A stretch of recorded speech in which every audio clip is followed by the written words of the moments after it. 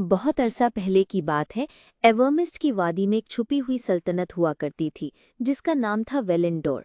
ये सल्तनत बुलंद पहाड़ों और जादुई जंगलों से घिरी हुई थी। वहाँ रात को फूल जगमगाते थे, नदियाँ सरगोशियों में नगमे गुनगुनाती थी और जुगनू चांदनी में रक्स करते थे। मगर खुशी को वेलेंडोर छुए भी कई साल बीत चुके थे। मलिका अलीरा अपनी बेटी की पैदाइश से एक रात पहले पुरस्रार तौर पर गायब हो गई थी और तब से पूरे मुल्क पर उदासी छा गई थी। महल की बाग के गुलाब मुरझा गए थे और खारदार बेलें आहिस्ता आहिस्ता महल की दीवारों पर चढ़ने लगीं।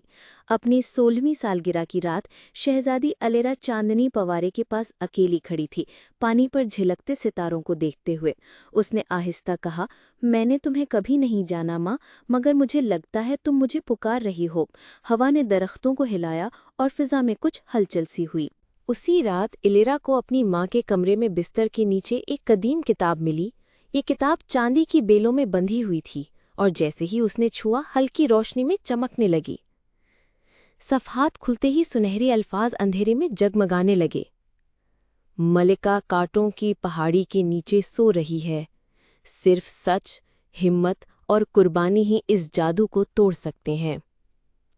अचानक किताब के सफ़हात में से एक चांदी का पतंगा निकलकर इलेरा के सामने मंडलाने लगा। वो चौंकी। तुम कौन हो? पतंगे ने हवा में मध्यम सी आवाज में कहा। मैं न्यूर हूँ, शाही नस्ल का मुहाफिज। वक्त आ गया है। इलारा नीवर की रहनुमाई में जंगल की गहराइयों में जा पहुंची।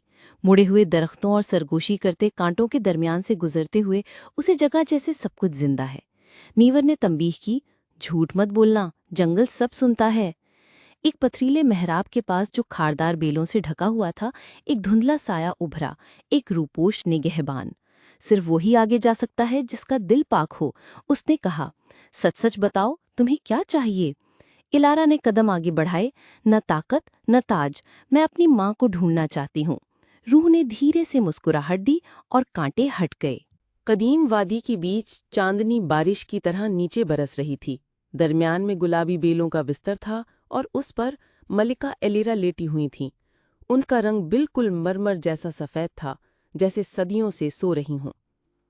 न्योर ने सरगोशी की। ये लाना ज़दा हो गई थीं क्योंकि इन्होंने साई की जादूगरनी की हुक्म अदूली की थी।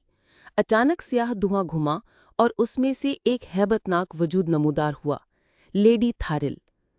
तुमने जुर्रत की मेरे इहाते में कदम रखने की? वो गुर्राईं। अलीरा ने मजबूती से कहा, मुझे तुमसे कोई डर नहीं। थारिल की आंखें सुकड़ गईं। तो फिर आजमाइश का सामना करो। वादी गायब हो गई। एलेरा अपने आप को एक आईनों के हॉल में पाती है। हर आईने में एक मुख्तलिफ एलेरा थी, मगरूर, खुद गर्ज, हसद से भरी हुई। एक आवाज़ गूंजी, इनमें से तुम कौन हो? एलेरा ने आंखें बंद कर ली।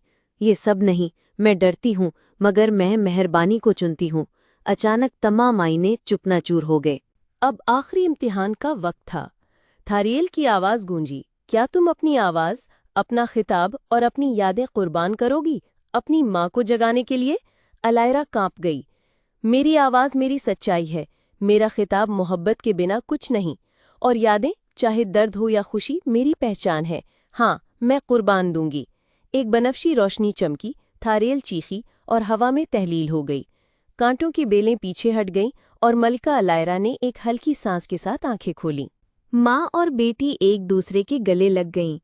एलेरा की आंखों से आंसू बह रहे थे और मलिका एलेरा ने उसके बालों में उंगलियां फेरीं।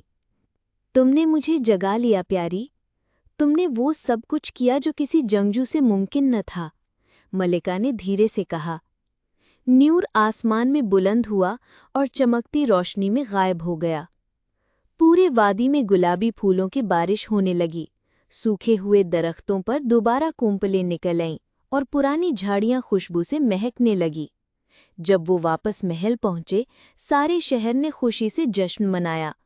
खारदार बेलें महल की दीवारों से गिर गईं, मुरझाए हुए फूल फिर से खिल उठे, और कई बरसों के बाद पहली बार वेलियनडोर की सरजमीन पर सूरज तुलू हुआ। एलिरा ने न तलवार के जोर से, न जादू के बल पर, बल्कि सिर्फ सच्चाई, कुर्बानी और मोहब्बत से ये आजमाइश जीती।